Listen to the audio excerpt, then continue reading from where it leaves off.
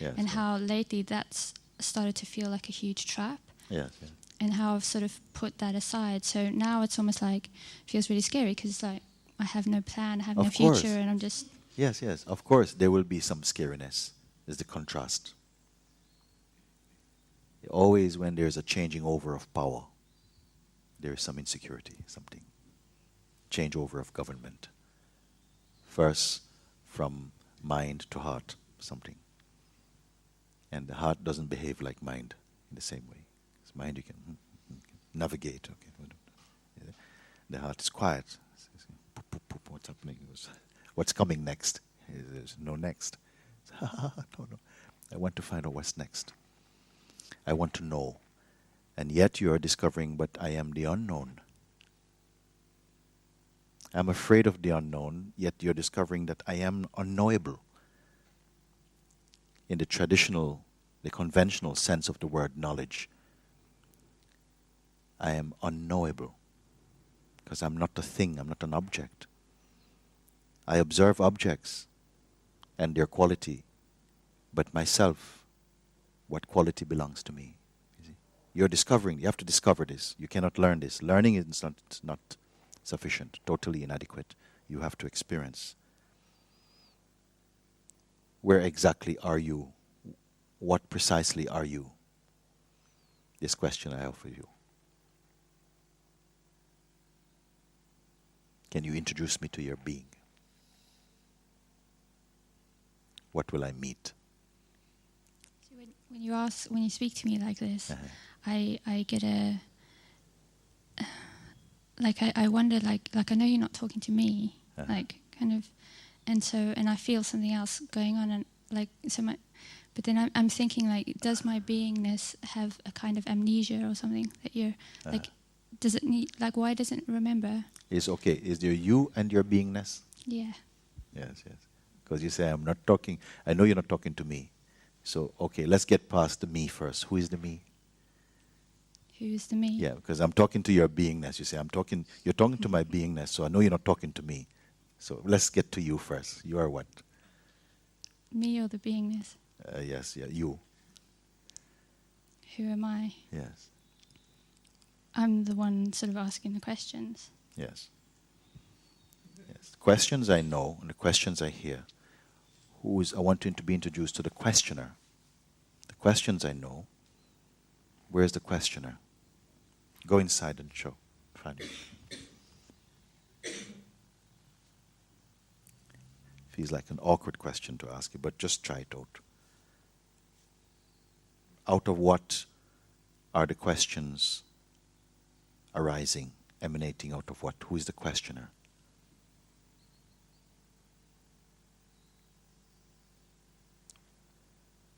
What's the shape, the size, the weight, the texture, the gender of the questioner?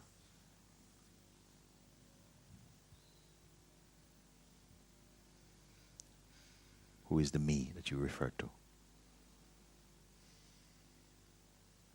Don't think, because think is going to take you somewhere else. Yeah, capture yourself. Be inside that questioner.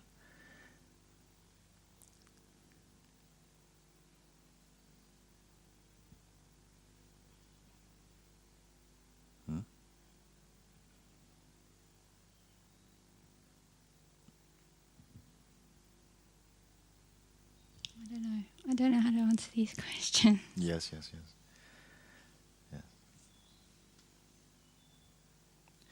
That's because you can answer questions. Because you can answer questions, you cannot answer these type of questions.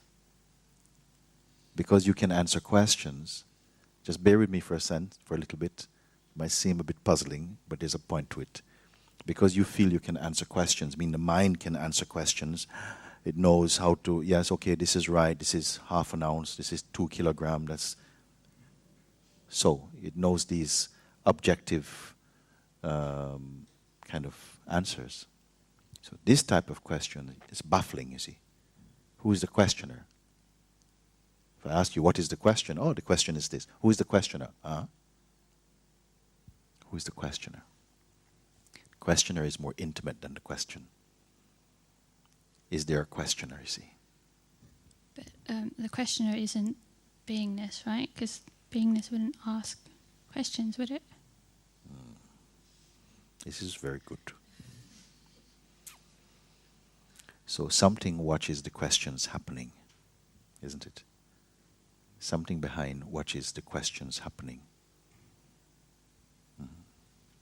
So that you refer to maybe as the weakness to the questions. So we're calling this weakness I, or beingness. So what asks the questions? Sometimes popularly we'll say mind. So my mind wants to know. My mind wants to know what to do. I feel helpless. So I also is mind. I don't know what to do. I don't understand. Are you talking to me? So this I is mind also. And this I, mind, is being watched. It's in the view, in the field of view, by something else, which we refer to as the beingness. But you are there also as the beingness.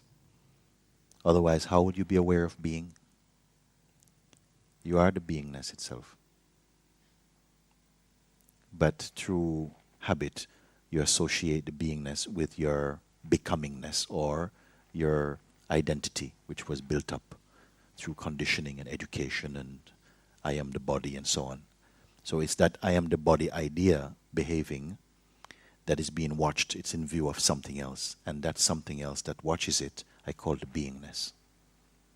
I think 1 day ago, 2 days ago, we talked about these two birds in the tree. One is busy making a nest. Another one is simply watching. That watching one. But this watching one is not a bird. There is just watching of what the question is coming up. And inside this question is apparently the questioner. Yes, I find it difficult and I don't know, I am confused. And behind this, there's something that's just aware of this question happening. So, Mooji, who or what identifies with the question? What is it that identifies with the question? Yeah. Yes. Take a look and see.